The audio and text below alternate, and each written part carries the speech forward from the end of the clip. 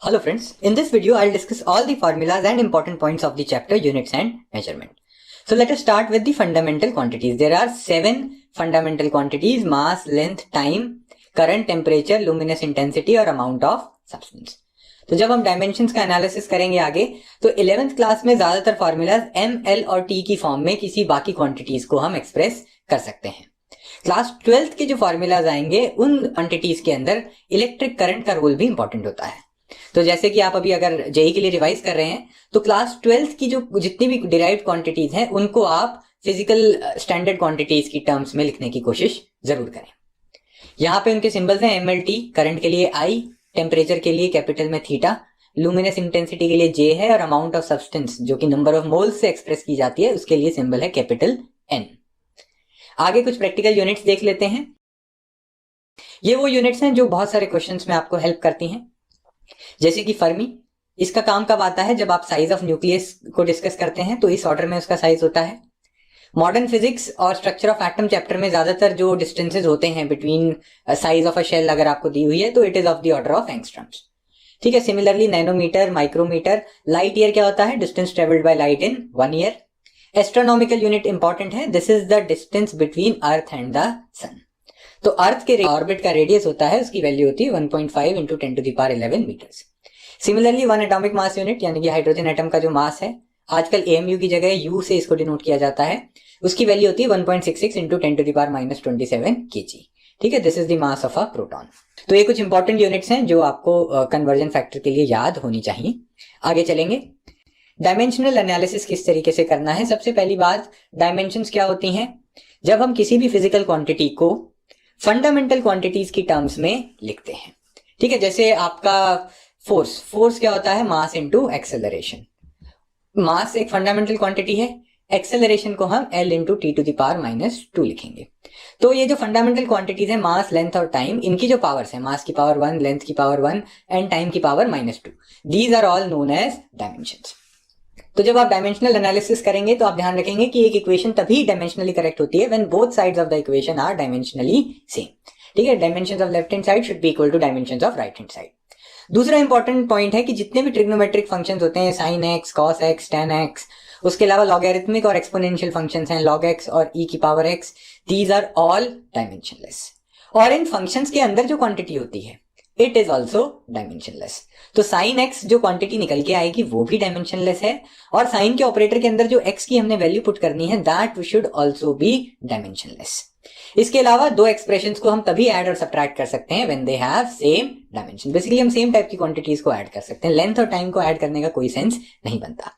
हालांकि क्वांटिटीज को मल्टीप्लाई या डिवाइड किया जा सकता है चाहे उनकी डायमेंशन सेम हो या अलग हो. तो डायमेंशनल एनालिसिस के इंपॉर्टेंट पॉइंट्स है. इसके अलावा आप डायमेंशनल एनालिसिस की मदद से किसी क्वांटिटी का फॉर्मूला भी रफली एस्टिमेट कर सकते हैं. तो आपको क्वेश्चन में कोई क्वांटिटी दे रखी होगी A जो कि प्रोपोर्शनल होगी x के, y के और तीसरी क्वांटिटी z के. तो हम क्या कर सकते हैं? हम A को लिख सकते हैं x to the power some variable p, y to the power q and z to the power r. Proportional है लेकिन ऑर्डर ऑफ प्रोपोर्शनैलिटी हमें नहीं पता. आगे हम कांस्टेंट ऑफ प्रोपोर्शनैलिटी भी डाल देंगे. तो अब हम क्या करेंगे, इस जो ओरिजिनल गिवन क्वांटिटी है इसको भी एमएलटी की फॉर्म में लिखेंगे, और ये जो क्वांटिटीज है एक्स, वाई और जेड, इन सब फिजिकल क्वांटिटीज को भी एमएलटी की फॉर्म में लिख के एम, एल और टी की पावर्स अलग से ऐड कर लेंगे. ठीक है. तो मान लेते हैं यहाँ पे एक्स, वाई और स्मॉल जेड जो है एमएलटी की पावर्स आई, और गिवन फॉर्मूला में ए, बी और सी थी. तो जो कि इक्वेशन डायमेंशनली करेक्ट है तो सब फंडामेंटल क्वांटिटीज की डायमेंशन सेम होनी चाहिए. तो हम 3 इक्वेशन बनाएंगे, A is equal to X, B is equal to Y and C equal to Z. ठीक है. यहाँ पे मैंने पावर्स कंपेयर कर दी. तो क्वेश्चन में ये सब क्वांटिटीज के बारे में आपको मालूम होगा. ए जो क्वांटिटी है उसकी भी डायमेंशंस आपको पता होंगी, और वो जिन अलग अलग क्वांटिटीज पे डिपेंड करता है उनकी भी क्वांटिटीज आपको पता होंगी. तो यहाँ पे आप जब वैल्यूज इंसर्ट करेंगे तो आपकी यहाँ पे पी, क्यू और आर की फाइनली वैल्यूज आ जाएंगी, क्योंकि एक्स, वाई और जेड जो है वो पी, क्यू, आर की टर्म्स में ही होगा. कुछ हम एडिशन या सब्ट्रैक्शन करेंगे depending on all the powers. तो ये डायमेंशनल एनालिसिस के फॉर्मूले हो गए हैं सारे. आगे चलते हैं. Rules for significant figure. Significant figures कैसे चेक करेंगे? All non zero digits are significant. ठीक है. जैसे 1.234 है, ये हमारी रीडिंग है, तो इसमें चारों नॉन जीरो डिजिट्स हैं, दे आर ऑल सिग्निफिकेंट.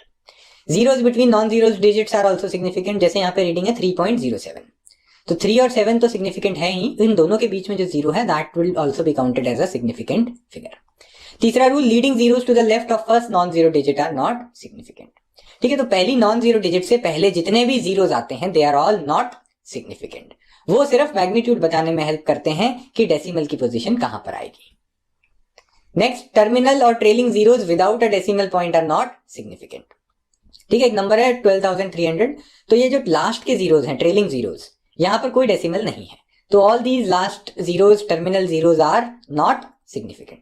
ठीक है, जैसे हम यूनिट्स का कन्वर्जन करते हैं तो 123 मीटर को 12,300 सेंटीमीटर भी लिख सकते हैं, या 1,23,000 मिलीमीटर भी लिख सकते हैं, लेकिन उससे रीडिंग की एक्यूरेसी पे कोई फर्क नहीं पड़ेगा। Significant figures will remain 3 in all the cases. हाँ, अगर ट्रेलिंग जीरोस डेसिमल के बाद में है, towards the right of the decimal, तो दे आर ऑल सिग्निफिकेंट। तो यहाँ पे आप देख सकते हैं नॉन जीरो डिजिट्स हैं 2 और 3, उसके बाद लास्ट में एक जीरो आ रहा है, और ये जीरो जो है डेसिमल के बाद है। सो दीज लास्ट 3 डिजिट्स 2, 3 और 0 दे आर ऑल सिग्निफिकेंट। ठीक है, तो लीडिंग जीरोस नॉट सिग्निफिकेंट है, लेकिन डेसिमल के बाद के zeros they will be significant. तो ये सिग्निफिकेंट फिगर्स काउंट करने के रूल्स थे, इनसे रिलेटेड क्वेश्चन आ सकता है। साइंटिफिक नोटेशन में कैसे एक्सप्रेस करते हैं एक नंबर को, वो a into 10 to the power b। यहाँ पे a जो नंबर होगा वो 1 से 10 के बीच में होगा, सिंगल डिजिट नंबर होगा, उसके बाद डेसिमल आएंगे, और उसको फिर 10 की पावर की टर्म्स में हम एक्सप्रेस कर सकते हैं। फॉर एग्जाम्पल, जैसे एक नंबर है 0.00017, तो यहाँ पे a जो है उसके अंदर सिर्फ सिग्निफिकेंट डिजिट्स होनी चाहिए, तो 1 और 7 दो जो टर्म्स हैं वो सिग्निफिकेंट हैं, तो मैं इसको 1.7 यहाँ पे लिखूंगा। अब डेसिमल की प्लेसेस देख लेते हैं, तो यहाँ पे 1 जो है वो डेसिमल के बाद 4th प्लेस पे है, तो मैं इसको लिख सकता हूं 1.7 इंटू 10 टू द पावर -4। तो ये हो गया साइंटिफिक नोटेशन। आगे चलते हैं। इसी तरीके से 267.523 को हम कैसे लिखेंगे, हम ये जो नंबर है इसको 1 और 10 के बीच में लाने की कोशिश करेंगे, तो वो हो जाएगा 2.67523। ठीक है, सारी नॉन जीरो डिजिट्स हैं, तो we will retain them in the final answer. अब यहाँ पे मैंने डेसिमल को 2 प्लेसेस लेफ्ट में शिफ्ट कर दिया है, तो यहाँ पे 10 की पावर 2 आ जाएगी। अब एरर्स की बात करेंगे। एब्सोल्यूट एरर जो होता है, it is the difference between the true value and the individual measurement readings, इसको बोलते हैं एब्सोल्यूट एरर। इसको निकालते कैसे हैं, सबसे पहले आपको अगर n नंबर ऑफ रीडिंग्स दी हुई हैं तो हम उनकी मीन वैल्यू निकालेंगे। आपने लैब मैनुअल्स में जो फाइल बनाते हैं उसमें इसको यूज किया होगा पहले भी। फिर हम सारे एरर्स जो हैं उनका मैग्नीट्यूड ले लेंगे। ठीक है, कुछ रीडिंग्स मीन वैल्यू से ज्यादा होंगी, कुछ कम होंगी, तो जो डिफरेंस आएगा उसका हम सिर्फ मैग्नीट्यूड लेंगे, और फिर उन सब एरर्स का हम मीन निकाल लेंगे। ठीक है, आपके पास 6 एरर्स आए हैं, मान लो delta A1, delta A2 up to delta A6, तो उन सब एरर्स के मैग्नीट्यूड को ऐड करके हम 6 से डिवाइड कर देंगे। ठीक है, तो ये यहाँ पे मीन एब्सोल्यूट एरर हमारा आ जाएगा। तो हम क्वांटिटी को कैसे एक्सप्रेस करेंगे, A mean plus minus delta A mean, true value plus minus error in that reading. आगे चलते हैं, रिलेटिव एरर की बात करते हैं। एब्सोल्यूट एरर को अगर मीन वैल्यू से हम रेशियो ले लें तो that quantity is known as relative error, delta A mean upon a mean. Percentage error निकालना है तो रिलेटिव एरर जो है, जो एक फ्रैक्शन है, उसको हम 100 से मल्टीप्लाई कर देंगे to get the percentage error in a quantity.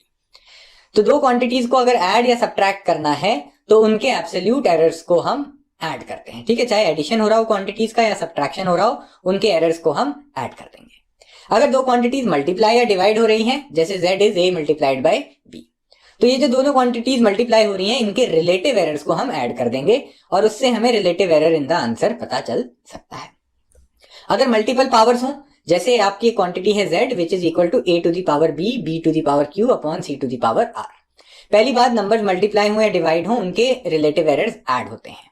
तो a की पावर p है तो p नीचे आ जाएगा, डेल्टा z बाय z हो जाएगा p into delta a by a, जो पावर की टर्म है वो रिलेटिव एरर के साइड में आ जाएगी, plus q into delta b by b plus r into delta c by c। ठीक है, ध्यान रखेंगे p q r ये तीनों जो एरर्स हैं ये पॉजिटिव नंबर्स होंगे and they will get added. तो आगे मैं इस चैप्टर के लास्ट में कुछ इंपॉर्टेंट क्वेश्चंस आपको बता देता हूं। तो find formula of a quantity using dimensional analysis, मैंने शुरू में डिस्कस किया था, प्रोपोर्शनैलिटी को यूज करके हम डायमेंशनल एनालिसिस कर सकते हैं। इस टाइप के कुछ क्वेश्चंस आप अपनी बुक या इंस्टीट्यूट मटेरियल में से रिवाइज कर लीजिए। दूसरे क्वेश्चन है, convert one quantity from one unit system to another. For example, हम किसी क्वांटिटी को SI यूनिट्स की जगह CGS यूनिट्स में कन्वर्ट कर सकते हैं। इस तरीके के क्वेश्चंस आप देख लीजिएगा। Finding percentage error in a quantity using its formula, ये बहुत इंपॉर्टेंट टाइप ऑफ क्वेश्चंस हैं। फॉर एग्जाम्पल, आपको डेंसिटी निकालनी है एक सिलिंड्रिकल वायर की, तो उसका फार्मूला हो जाएगा density is mass upon volume, m upon pi r square h। तो आपको अगर मास, रेडियस और लेंथ ऑफ द वायर जो है उन सब की वैल्यूज और उनके एरर्स दिए हुए हैं, तो आप डेंसिटी में एरर कैसे निकालेंगे, delta rho by rho will be equal to m की पावर 1 है delta m by m, r की पावर 2 है plus 2 delta r by r plus h की पावर अगेन 1 है डेल्टा h बाय h। तो इस तरीके से ये सब क्वांटिटीज आपको दी होंगी, इसकी मदद से आप रिलेटिव एरर इन डेंसिटी भी निकाल सकते हैं, और अगर दोनों साइड्स को 100 से मल्टीप्लाई कर देंगे तो परसेंटेज एरर हमारे पास आ जाएगा। तो इस तरीके के कुछ क्वेश्चंस आप प्रैक्टिस कर लेना, और लास्ट में पैरेलैक्स मेथड की मदद से स्टार्स का डिस्टेंस निकालने का एक क्वेश्चन होता है, उसको आप प्लीज सॉल्व कर लेना। इसमें 1 एस्ट्रोनॉमिकल यूनिट जो डिस्टेंस मैंने आपको बताया था वो बहुत इंपॉर्टेंट होता है, जो कि डिस्टेंस स्टार्स को मेजर करने के लिए हम बेसिस जो लेते हैं that is taken as the distance of the earth's orbit. ठीक है, हम क्या करेंगे, रीडिंग लेंगे 6 मंथ्स अपार्ट। तो अर्थ जो है 6 मंथ्स के बाद कहां होगी, एकदम डायमेट्रिकली ऑपोजिट डिस्टेंस पे होगी। तो पहली रीडिंग एक एंड पे ली है, 6 महीने बाद उसी लोकेशन से हमने दूसरी रीडिंग ली है ऑफ अ डिस्टेंट स्टार। ठीक है, तो यहां पे हम दोनों रीडिंग्स लेंगे और फिर ये अपना पैरेलैक्स का एंगल मेजर कर लेंगे।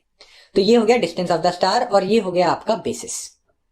ठीक है, ये कितना हो गया, diameter of the earth orbit, यानी कि 2 टाइम्स एस्ट्रोनॉमिकल यूनिट। तो पैरेलैक्स का फॉर्मूला, स्ट्रेट फॉरवर्ड एंगल्स का फॉर्मूला होता है थीटा हो जाता है बेसिस अपॉन डी। तो यहाँ पे 2 एस्ट्रोनॉमिकल यूनिट बेसिस की वैल्यू पुट करेंगे, थीटा की रीडिंग आपके पास होगी, आप डिस्टेंस ऑफ द स्टार निकाल सकते हैं। So this was the discussion for the topic units and measurements.